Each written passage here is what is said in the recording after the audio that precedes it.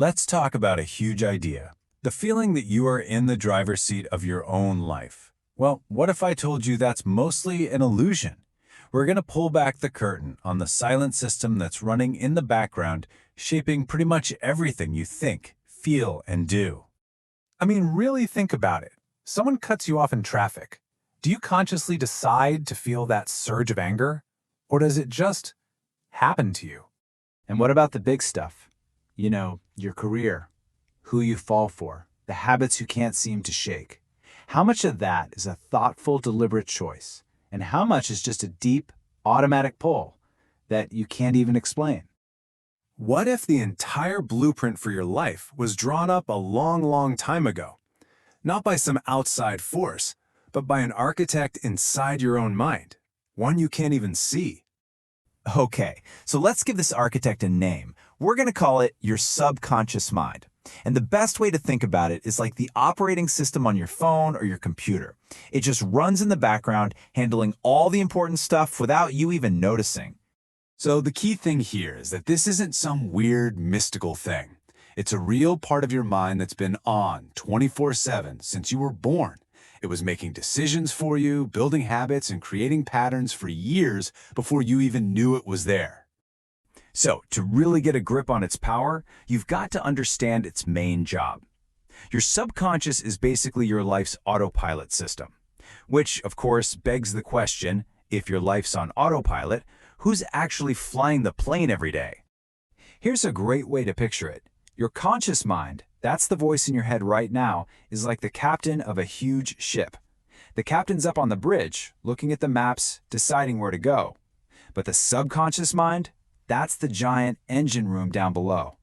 It's doing all the actual work, turning the gears, powering the ship forward, usually without the captain even thinking about it. And that engine room is in charge of so much. We're talking about your daily habits, those instant knee-jerk emotional reactions, the invisible walls of your comfort zone, even who you're drawn to. None of this is random. It's all just programs running on autopilot. And here's where it gets real. Every single one of those patterns, good or bad, creates an outcome. And when you add up all those outcomes day after day, well, that's it. That becomes your reality. So, if we're all running on this software, where in the world did it come from? Well, to figure that out, we have to go all the way back to the beginning, the installation phase, your childhood. You see, from the moment you were born until you were about 7 years old, your brain was basically in this wide-open, super suggestible state. It was like a sponge.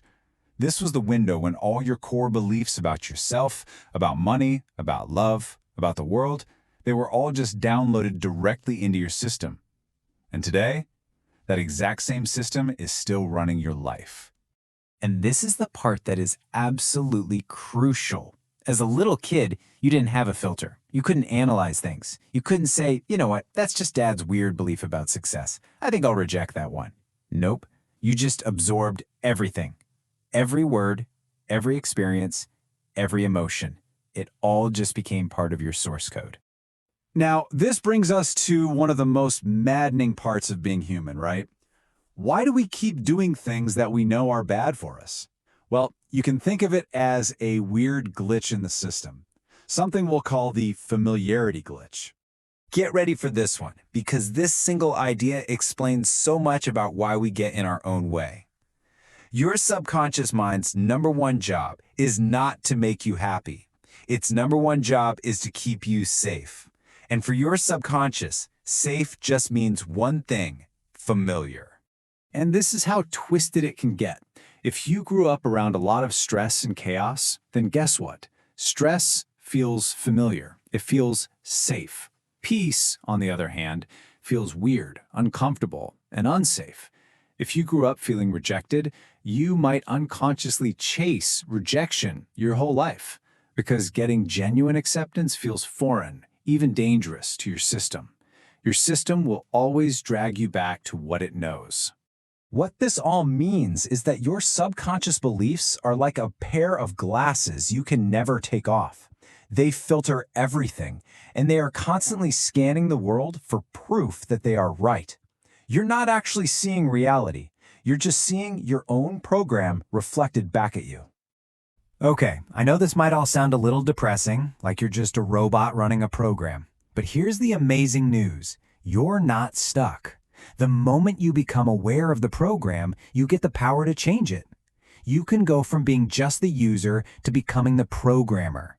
And the process itself is pretty straightforward. Now, it's not always easy, but it's simple. Step 1, you have to identify the belief. You have to catch the program in the act. Step 2, you have to question it. Ask yourself, is this really true? Where did I even get this idea? And step 3, you have to consciously and consistently install a new belief through repetition. See, repetition is the language of the subconscious. It's how the old program got installed, and it's the only way a new one gets installed. Every single time you take an action that lines up with your new belief, you're reinforcing it. Over time, that new belief becomes your new filter, and when your filter changes, your whole world changes. And this is why this is so unbelievably important. Because if you don't take an active role in programming your own mind, something else will. Advertising, social media, the news, culture, they are all masters at using repetition to install beliefs in you that serve their goals, not yours. So we'll end with this thought. Your life is basically a printout of your internal program, and just seeing that program is the first giant leap toward freedom. It lets you stop asking, why does this always happen to me? And lets you start asking the real question, who installed this program in the first place? And what program do I actually want to run from now on?